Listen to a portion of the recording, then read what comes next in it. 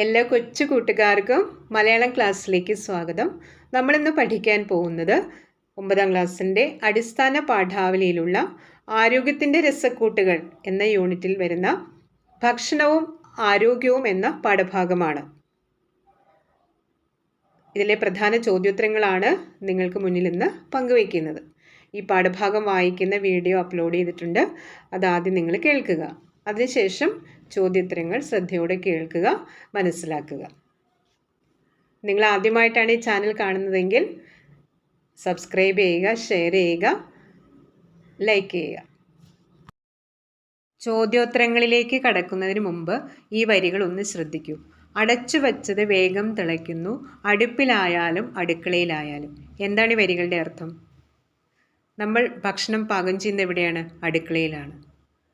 പണ്ട് കാലം മുതൽക്ക് അങ്ങനെയാണ്. പക്ഷെ വ്യത്യാസമുണ്ട്. പണ്ട് കാലത്ത് വിറകടുപ്പിലാണ് ഭക്ഷണം പാകം ചെയ്തിരുന്നത്. അമ്മ ഭക്ഷണം പാകം ചെയ്ത് നിങ്ങൾ ശ്രദ്ധിച്ചിട്ടുണ്ടോ? ശ്രദ്ധിച്ചിട്ടില്ലെങ്കിൽ അമ്മ ചെയ്യുന്ന കാര്യങ്ങളൊക്കെ മനസ്സിലാക്കിക്കോളണം കേട്ടോ. അപ്പോൾ പാത്രം അടച്ചു വെച്ചിട്ടാണ് നമ്മൾ ഭക്ഷണം പാകം ചെയ്യുക. വേഗം തിളയ്ക്കാനും ഭക്ഷണ സാധനങ്ങൾ സുരക്ഷിതമായിട്ടിരിക്കാനും വേണ്ടിയിട്ടാണ് നമ്മൾ പാത്രം അടച്ചു വെച്ച് വേവിക്കുന്നത്. ഭക്ഷണ സാധനങ്ങൾ വൃത്തിയായും സുരക്ഷിതമായും വയ്ക്കുവാൻ അതുവഴി നമ്മുടെ ആരോഗ്യങ്ങളിലുള്ള ശ്രദ്ധയൂന്നലിനുമാണ് ഈ പ്രവൃത്തിയിലൂടെ നമുക്ക് സാധ്യമാകുന്നത്. നമ്മുടെ ഭക്ഷണം നമ്മുടെ നാട്ടിൽ ആഗോള അഗ്രി ബിസിനസ്സിന് പ്രാദേശിക ബദലുകൾ എന്ന വിവർത്തന ഗ്രന്ഥത്തിൽ നിന്നെടുത്തതാണ് ഭക്ഷണവും ആരോഗ്യവും എന്ന പാഠഭാഗം. ആഗോള ഭക്ഷ്യവ്യവസ്ഥയെക്കുറിച്ചും അതുളവാക്കുന്ന പ്രതിസന്ധികളെക്കുറിച്ചുമാണ് ഇതിൽ ചർച്ച ചെയ്യുന്നത്. ആഗോള ഭക്ഷ്യവ്യവസ്ഥ ആഗോള ചികിത്സാ വ്യവസായികൾക്ക് കൂടുതൽ രോഗികളെ ഉണ്ടാക്കി കൊടുക്കുന്നു എന്നാണ് ഈ പാഠഭാഗത്തിൽ പരാമർശിക്കുന്നത്. കൂടാതെ പ്രാദേശികമായ ഭക്ഷണ വ്യവസ്ഥയുടെ പ്രത്യേകതകൾ, ഗുണങ്ങൾ, ആരോഗ്യവും ഭക്ഷണവും തമ്മിലുള്ള ബന്ധം എന്നിവയെല്ലാം ഈ പാഠഭാഗത്തിൽ വിശദമാക്കുന്നുണ്ട്. ആദ്യത്തെ ചോദ്യം ഇതാണ്: ആഗോള ഭക്ഷ്യവ്യവസ്ഥയ്ക്ക് ഒരൊറ്റ ലക്ഷ്യം മാത്രമേയുള്ളൂ. ലേഖനത്തിലെ ഈ നിരീക്ഷണത്തിൻ്റെ അടിസ്ഥാനം എന്താണ്? ചർച്ച ചെയ്യുക. ഭക്ഷ്യസുരക്ഷാ നിയമങ്ങൾ ശരിയായി പാലിക്കാതെയാണ് ആഗോള ഭക്ഷ്യ മാർക്കറ്റുകളിൽ ഭക്ഷ്യവസ്തുക്കൾ വിപണനം നടത്തുന്നത്. കൃത്രിമ നിറങ്ങളും കേടാകാതെ വയ്ക്കാനുള്ള രാസപദാർത്ഥങ്ങളും ചേർത്ത് ഉണ്ടാക്കുന്ന ഈ ഭക്ഷ്യ വിഭവങ്ങളിലൂടെ ആഗോള ചികിത്സാ വ്യവസായികൾക്ക് രോഗികളെ, അതായത് ഉപഭോക്താക്കളെ കൂട്ടുകയാണ് ലക്ഷ്യം. നമ്മുടെ പ്രാദേശിക ഭക്ഷ്യവിഭവങ്ങൾ ഉപേക്ഷിച്ച് കൃത്രിമ നിറങ്ങൾ നൽകി രാസപദാർത്ഥങ്ങളിലൂടെ രുചിഭേദം വരുത്തി വിപണിയിലെത്തുന്ന ഇത്തരം വിഭവങ്ങൾ പുതിയ തലമുറയെ നിത്യരോഗികളാക്കി മാറ്റുന്നു. ശരിയല്ലേ? ഇങ്ങനെ വർദ്ധിച്ചു വരുന്ന രോഗികളെയാണ് ആഗോള ചികിത്സാ വ്യവസായികൾ ലക്ഷ്യമാക്കുന്നത്. അതുകൊണ്ട് ആഗോള ഭക്ഷ്യവ്യവസ്ഥയ്ക്ക് രോഗികളെ കൂട്ടുക എന്ന ഒരൊറ്റ ലക്ഷ്യമേ ഉള്ളൂ എന്ന് നമുക്ക് അനുമാനിക്കാവുന്നതാണ്. രണ്ടാമത്തെ ചോദ്യം ഇങ്ങനെയാണ്: ആഗോള ഭക്ഷ്യവിപണി എങ്ങനെയാണ് കുട്ടികൾ ഉൾപ്പെടെയുള്ള സമൂഹത്തെ വിവിധ ഭക്ഷ്യവിഭവങ്ങളുടെ ഉപഭോക്താക്കളാക്കി മാറ്റുന്നത്? സ്വാനുഭവങ്ങളുടെ കൂടി വെളിച്ചത്തിൽ പരിശോധിക്കുക. ഉത്തരം ഇങ്ങനെയാണ്: ഭക്ഷണ പദാർത്ഥങ്ങളുടെ നിറവും കൊതിപ്പിക്കുന്ന മണവുമെല്ലാം പ്രത്യേകിച്ച് കുട്ടികളെ ആകർഷിക്കുന്ന കാര്യങ്ങളാണ്. കൂടാതെ അവർ അനുദിനം കണ്ടുകൊണ്ടിരിക്കുന്ന കൊതിയൂറും വിഭവങ്ങളുടെ പരസ്യങ്ങൾ, ഇതെല്ലാം കൊണ്ട് ആഗോള വിപണി ലക്ഷ്യമാക്കുന്നത് കുട്ടികൾ ഉൾപ്പെടുന്ന സമൂഹത്തെ ഉപഭോക്താക്കളാക്കി മാറ്റുക എന്നതാണ്. ശുദ്ധീകരിച്ച പഞ്ചസാരയും രാസപദാർത്ഥങ്ങൾ ചേർത്ത് നിറവും രുചിയും വർദ്ധിപ്പിച്ചതുമായ ഭക്ഷണ പദാർത്ഥങ്ങൾ കുട്ടികളെ മാത്രമല്ല മുതിർന്നവരിലും വീണ്ടും കഴിക്കണമെന്ന ആഗ്രഹം ജനിപ്പിക്കുന്നവയാണ്. മനുഷ്യൻ്റെ ജീവിത നിലവാരം മാറിയതോടുകൂടി പഴയ കാഴ്ചപ്പാടുകളിലുണ്ടായ മാറ്റം ഭക്ഷണക്രമങ്ങളിലും വന്നു.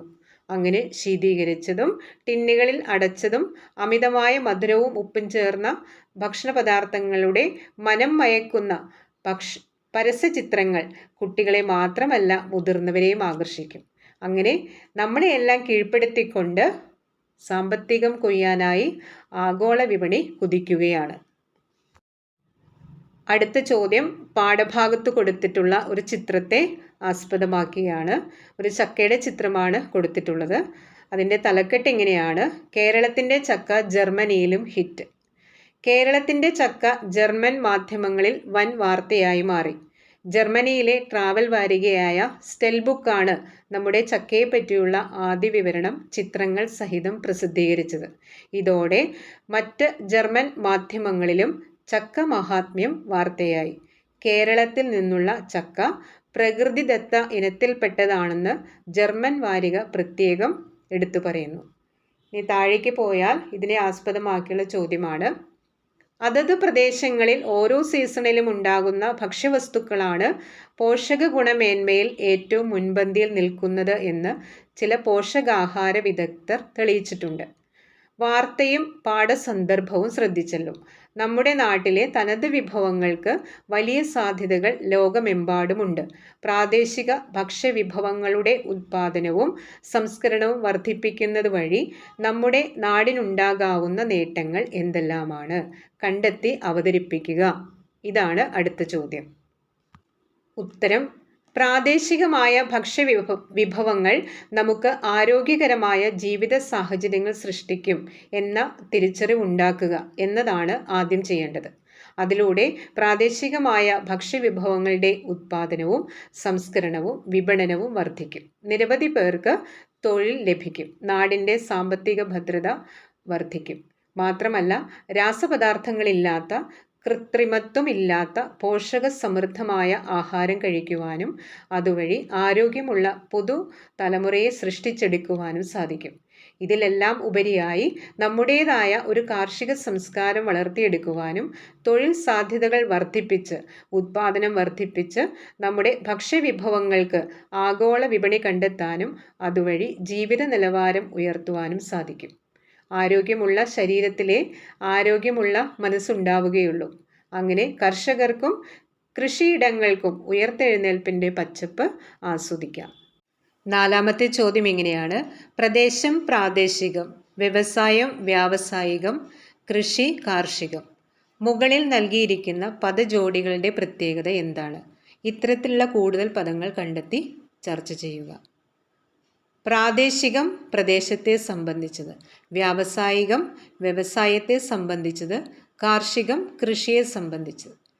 ഇവിടെ വാക്കുകൾ പ്രത്യയം ചേർത്ത് വിപുലീകരിക്കുകയാണ് ചെയ്തത്. മാത്രമല്ല, നാമപദങ്ങളുടെ വിശേഷണങ്ങളാണ് ഇവിടെ വന്നിട്ടുള്ളത്. ഉദാഹരണം: നിമിഷം നൈമിഷികം, പുരാണം പൗരാണികം, ഗ്രാമം ഗ്രാമീണം. അടുത്ത ചോദ്യം ഇങ്ങനെയാണ്: വിളകളുടെ പോഷകമൂല്യമല്ല ദൃശ്യചാരുതയാണ് ഏറെ പ്രധാനം. മുകളിൽ നൽകിയ വാക്യം അടിവരയിട്ട പദത്തിൽ ആരംഭിക്കുന്ന വിധത്തിൽ അർത്ഥവ്യത്യാസം വരാതെ മാറ്റി എഴുതുക. ദൃശ്യചാരുതയ്ക്കാണ് വിളകളുടെ പോഷകമൂല്യങ്ങളെക്കാൾ പ്രാധാന്യം.